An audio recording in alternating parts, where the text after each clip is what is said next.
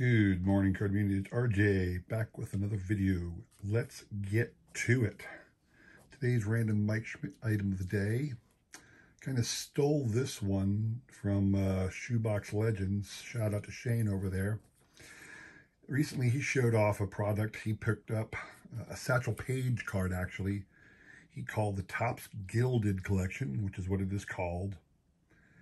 And inside there's a number of cards, serial numbers, inserts, all kinds of stuff. Modeled after last year's 2022 set. It's a 2022 release. Most of the cards have a gold look to them. His was out of 50. Mine, I got my Mike Schmidt card. This is the Ray Wave, what they call the Ray Wave refractor, gold. But it's out of 25. Hard to see. It's like 11 out of 25. I was looking for out of 50, but couldn't find it. Went after this one hard on the bay instead. Was happy to snag that and add that to my collection. I know Shoebox said he was thinking about sending it into SGC because he thought it would look nice in an SGC holder. Maybe. I'm just going to put it in my binder and be happy with it as being part of my Mike Schmidt collection. Went to the Philly card show on Saturday. Hooked up briefly with Mike over at The Hot Corner. Shout out to Mike. Check out his channel in the link below. He was getting his stuff. I was getting my stuff. I know he said he was looking for a Rose auto. I didn't bother with a Schmidt auto. The cost was pretty much not worth it. I think Mr. Schmidt was charging $170. Well, Mr. Schmidt wasn't charging anything. The promoters were charging about $175 an auto. I can buy cards signed by Mike Schmidt for less than that. I have been in Mike's presence before to get autographs in the past, so there was not that allure. Just didn't want to do it. But I was able to go to the show. I did pick up a couple cards for some of my PSA set registers, and when they come back from getting graded, because I dropped it off at my grading broker right away, who was also at the show, and said, please get that done for me. So when they come back, I'll show them off to you. But I also picked up something I'm going to show off now as my random baseball item of the day, because I highly recommend when you're at a show, if you have this ability, do so. Grab a free auction catalog. Most of the auction houses are there. This one is from the Mile High Card Company, their catalog. These are past catalogs from previous auctions. And what it has is, again, amazing pictures of historical cards, cards that you may have never seen before, cards you may not even know exist. And it tells you all about the cards, but it also gives you a price, you know, an estimated price range. So like here's a card I have right here. I have a PSA 9 McGraw rookie card, Tug McGraw rookie card. Minimum bid $35. I do not know what it went for. I'm pretty sure it wouldn't have stopped at $35. Anybody who's out there trying to put together a master set run of 65 Topps cards wants 10s, at least 9s, and they're hard to come by in that era. So anyway, the knowledge you can gain out of a free, completely free auction catalog is unbelievable. So when you're at a show, find the auction house tables, see if they have these catalogs lying around that they'll just give to you. Mostly they do, and take one.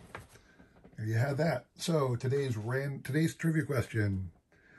Prize today, it's 1996. It is a reprint of a Mickey Mantle card. I can't remember. Well, this one probably is from 56. The artwork in the back, and it talks about his 55 season. So it says Mantle hits his 42nd homer for the Crown. It's got the little Mickey Mantle foil stamp on it, so you know it's a reprint. Says commemorative on the back as well. It's from 1996, so you know it's a reprint. But this is your prize for this question. This day in baseball history, March the 17th, 1936. This much advertised Yankee rookie makes his debut in spring training for the Yankees, going 4 for 4, including a triple. But the Yankees still lost to the Cardinals 8-7. So on this date in baseball history, March the 17th, back in 1936, what Yankee legend made his debut? Answer me that question. Send me an email. I'll include my email in the description below, along with a repeat of the question. You've got today and tomorrow to answer, and we will pick a winner on Sunday, all right? All right, so it is set, full set time on a Friday. Have what I consider to be one of the most beautiful sets. Others might disagree with it. It's very basic. It is not a legendary set by any means. It can be had for less than $20 for the full set. There are, in fact, only 220 cards in this full set. It did have a number of inserts, and we will go over them and all the cards that exist in the set right now. Looks like some of mine are bricking up. But it is the 1993 Studio release. Now, Studio, I believe, I want to say, yeah, it was a Donruss product, or Leaf Donruss, I should say. But one of the things that makes this card, to me, so beautiful is the photography. Here's the Dennis Eckersley card. This was card number 1. You have an awesome facsimile signature in rainbow foil. You got the Studio logo up there in rainbow foil, Studio 93. You got the player in a great pose right on the card, along with pretty much a cap in the background, the logo of the cap. You can always see the brim. And on the back, kind of a half-face shot with bio information. It is an absolutely stunning set to look at if you take the time to look at all the players. I'm going to flip through the cards and talk a little bit about the set as I'm doing it. So there were 220 cards. There are no subsets. I mean, every one is just a card of a famous player. With 220, they certainly couldn't do every player in baseball. There's your Roberto Alomar. Because, if you're doing Topps at the time, Topps was doing 792 cards in its 1993 release still. All right. In fact, it might have been 1993. They might have stepped it up a bit and gone a little higher.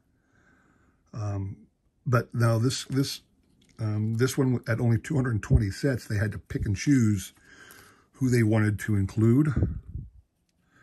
And they could not include everybody. And here you go. Obviously, it wasn't always hats. This one's Terry Mulholland of the Phillies. And clearly that's a jersey. Always with the half face. Sometimes the bio's on the right, sometimes on the left. That kind of freaked me out when I first saw that. But again, the images are just stunning, I think. The layout is fantastic. The facsimile signature, there's your Bonds card. The facsimile signature really adds to the card without taking away too much. It's just a fantastic thing. I'm not going to go through all the cards because this is really all the cards that there are. There are no subsets, like I said, no special designs, no team set. There's a couple checklists, but for the most part, it's just these.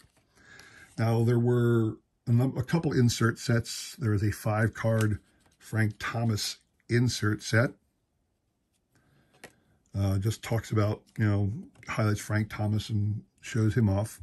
There's a 12-card insert set, randomly inserted, called Heritage. When it was a green border card with a throwback picture of a player in an old-time jersey for his team.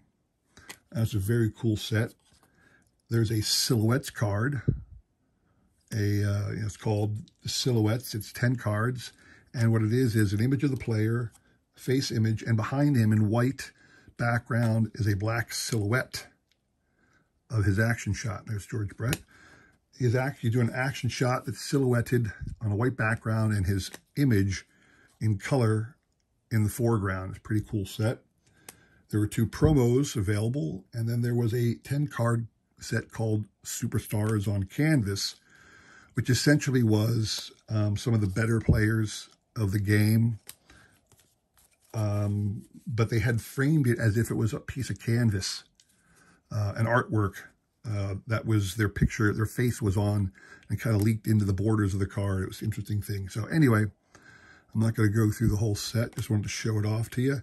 I believe this set, Studio 93, is one of the best sets design-wise that was ever put out. I'm fascinated by it, and it's so inexpensive, so easy to pick up. You know, if you get time, I highly recommend it. If you've got the inclination, you can't go wrong. It's not going to set you back. You could probably get every single insert as well. So something to consider, something to know. Just wanted to show it off to you. I'm not going to go too much more through the cards. Here's your Barry Larkin Hall of Famer. So that is 1993 Donruss Studio cards. Just wanted to highlight those today. Hope you enjoyed that little trip down memory lane. I can't say that any one image jumps out at me better than the others, because they were all that kind of style. So anyway, thanks for watching. Don't forget the trivia question there. Come back on Sunday for the recap of all the questions and the prizes. Please consider like, subscribing, commenting, and all that jazz. I greatly appreciate your support as I try my best to support everybody else in this great card community, okay? Thanks again for stopping by. Hope to see you on Sunday. Thanks for watching one more time. Take care.